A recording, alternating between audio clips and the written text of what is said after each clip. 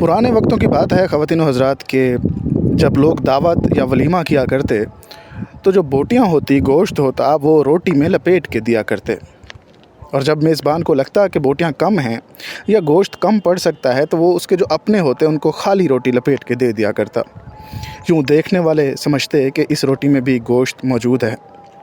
एक बार एक मेज़बान को ऐसा लगा कि गोश्त जो है वो कम पड़ने वाला है, तो उसने किसी अपने को खाली रोटी लपेट के दी। लेकिन जिसको खाली रोटी लपेट के दी उसको बड़ा बुरा लगा और उसने आवाज़ लगा दी और कहा कि देखो, मुझे तो तुमने खाली रोटी थमा दी, इसमें तो बोटी है ही नहीं।